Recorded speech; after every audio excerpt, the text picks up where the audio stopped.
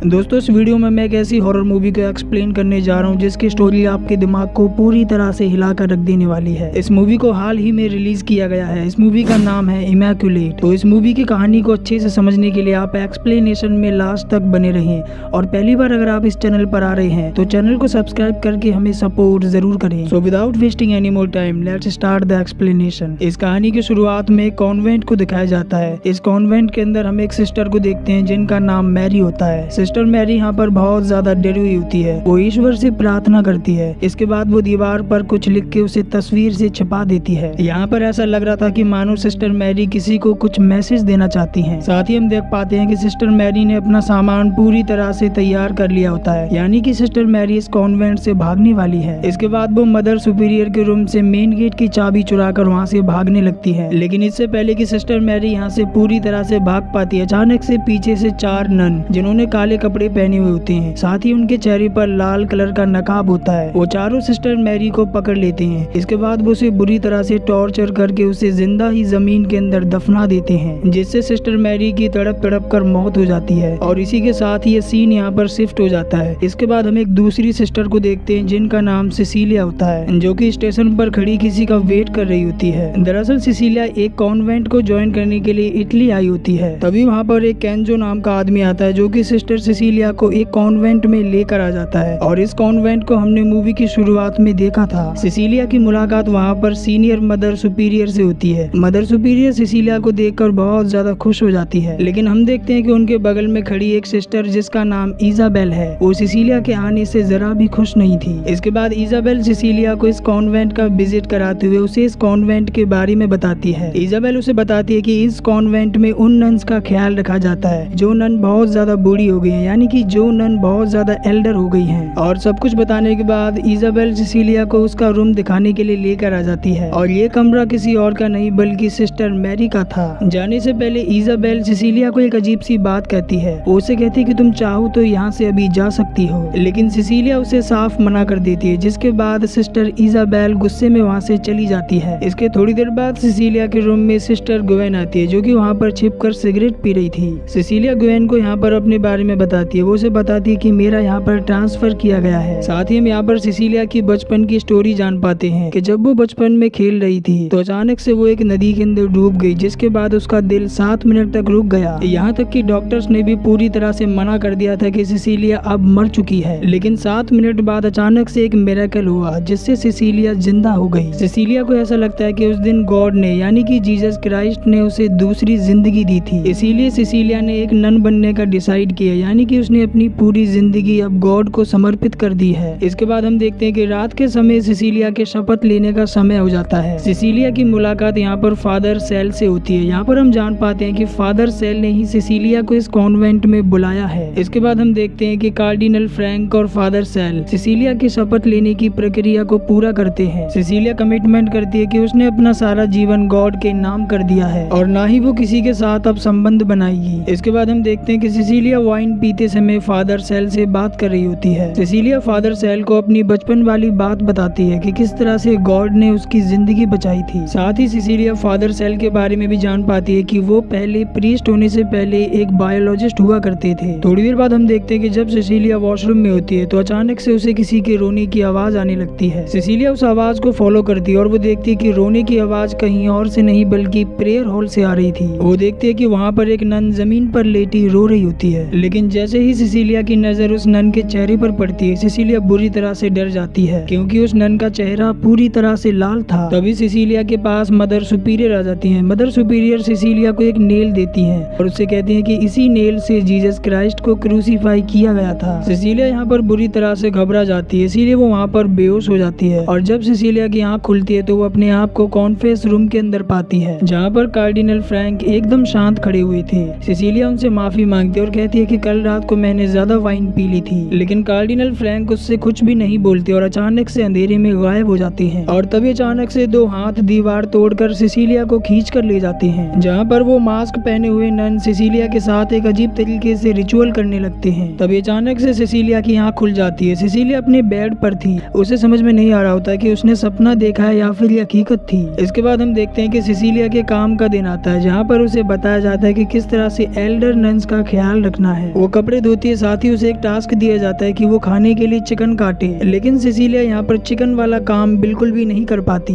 उसी रात जब सिसिलिया सो रही होती है तो वहाँ पर एक फ्रांसिस्का नाम की बूढ़ी नन सिसिलिया के बाल काटने की कोशिश करती है, जिससे सिसिलिया बहुत ही ज्यादा डर जाती है। उसे लगता है कि शायद फ्रांसिस्का को नींद में चलने की आदत है, इसीलिए वो फ्रांसिस्का को छोड़ने के लिए उनके रूम में आ जाती है। लेकिन जाते समय सिसिलिया फ्रांसिस्का के पैरों पर होली क्रॉस के जलने के निशान देखती है। ये देखकर सिसिलिया को समझ में नहीं आता कि आखिर जलने की वजह से किसी के पैरों पर होली क्रॉस कैसे बन सकता है, और ये चीज बहुत ही ज्यादा अजीब थी। इसके अगले दिन जब सिसिलिया नहा रही होती है तो अचानक से उसकी तबीयत खराब हो जाती है, उसे वॉमिट आना शुरू हो जाती है। इसीलिए यहाँ पर जो डॉक्टर एडवर्ड होते हैं वो सिसिलिया का चेकअप करते हैं, जिससे यहाँ पर एक बात पता चलती है कि सिसिलिया यहाँ पर प्रेग्नेंट है। ये जानकर सिसिलिया पूरी तरह से हैरान हो जाती है, क्योंकि सिसिलिया ने आज तक किसी के साथ भी रिलेशन नहीं बनाया, यानी कि सिसिलिया यहाँ पर वर्जिन थी, लेकिन इसके बाद भी वो प्रेग्नेंट थी। और अब यहाँ पर जो फादर सेल होते हैं वो सिसिलिया से कहते हैं कि ये एक चमत्कार है। वो उससे कहते हैं कि ये बच्चा तुम्हें गॉड ने दिया है, यानी कि जीसस क्राइस्ट ने। लेकिन सिसिलिया फादर सेल से सवाल करती है कि आखिर गॉड ने मुझे ही क्यों चुना। फादर सेल उसे बताते हैं कि गॉड ने बचपन में तुम्हारी जान बचाई थी, यानी कि गॉड ने तुम्हें दूसरी जिंदगी दी थी, और शायद इसी दिन के लिए ईश्वर ने तुम्हें उस दिन बचाया था। इसके बाद हम देखते हैं कि पूरे कॉन्वेंट में सिसिलिया खास हो जाती है, उसको यहाँ पर बहुत ज्यादा रिस्पेक्ट दी जाती है। लेकिन हम देखते हैं कि इजाबेल को ये बिल्कुल भी अच्छा नहीं लगता। साथ ही यहाँ पर गोएन को सिसिलिया की चिंता हो रही थी। गोएन सोच रही होती है कि आखिर ये चमत्कार कैसे हो सकता है, लेकिन सिसिलिया को पूरा बिलीव हो चुका था कि उसके साथ जो भी हो रहा है वो गॉड करवा रहे हैं। लेकिन धीरे धीरे सिसिलिया के साथ अजीब हादसे होना शुरू हो जाते हैं। अगली बार जब सिसिलिया वॉमिट कर रही होती है तो अचानक से उसका दांत बाहर आ जाता है, और ये चीज बहुत ही ज्यादा अजीब थी। और यहाँ तक कि जब सिसिलिया नहा रही होती है तो अचानक से वहाँ पर इजाबेल उसे पानी में डुबाकर मारने की कोशिश करती है। इजाबेल सिसिलिया को जान से मार ही देती, लेकिन तभी सिसिलिया की आवाजों को सुनकर वहाँ पर बहुत सारी सिस्टर आ जाती हैं, जो कि इजाबेल को पकड़कर ले जाने लगती हैं। लेकिन जाते समय इजाबेल सिसिलिया से एक अजीब सी बात कहती है। वो उससे कहती है कि तुम्हारी जगह पर मुझे होना चाहिए था। इसके बाद डॉक्टर एडवर्ड से सिसिलिया का चेकअप कराया जाता है, जहाँ पर वो बताते हैं कि बच्चा सही सलामत है। लेकिन तभी सिसिलिया कहती है कि उसे बाहर हॉस्पिटल जाकर चेकअप करवाना है। लेकिन फादर सेल सिसिलिया को इस चीज के लिए पूरी तरह से मना कर देते हैं। इसके अगले दिन हम देखते हैं कि जब सिसिलिया अपना काम कर रही होती है तब अचानक से इजाबेल छत से गिरकर बुरी तरह से मारी जाती है। ये देखकर सबको ऐसा लगता है कि शायद इजाबेल ने सुसाइड की है। लेकिन तभी सिसिलिया ये देखकर पूरी तरह से हैरान हो जाती है कि इजाबेल का फेस किसी ने बुरी तरह से नोच रखा था, यानी कि बात कुछ और थी। इजाबेल के फ्यूनरल के बाद यहाँ पर गोएन सिसिलिया को बताने की कोशिश करती है कि ये जगह ठीक नहीं है। वो सबको समझाने की कोशिश करती है कि सभी को यहाँ से चले जाना चाहिए। लेकिन इससे पहले कि वो ज्यादा कुछ बता पाती, वहाँ पर फादर सेल आ जाते हैं, जो कि गोएन को अपने साथ पकड़ कर ले जाते हैं। उसी रात हम देखते हैं कि जब सिसिलिया अपने रूम में होती है तो दीवार पर लगी हुई तस्वीर की चेन टूट जाती है। सिसिलिया देखती है कि तस्वीर के पीछे दीवार पर कुछ लिखा हुआ होता है, और हम जानते हैं कि ये मूवी की शुरुआत में सिस्टर मैरी ने लिखा था। सिसिलिया देखती है कि वहाँ पर लिखा था कि कभी कभार शैतान एंजल ऑफ लाइट बनकर भी आ सकता है। लेकिन फिलहाल के लिए सिसिलिया को इसका मतलब बिल्कुल भी समझ में नहीं आता। सिसिलिया गोएन से मिलने के लिए जाती, लेकिन वहाँ पर गोएन नहीं थी।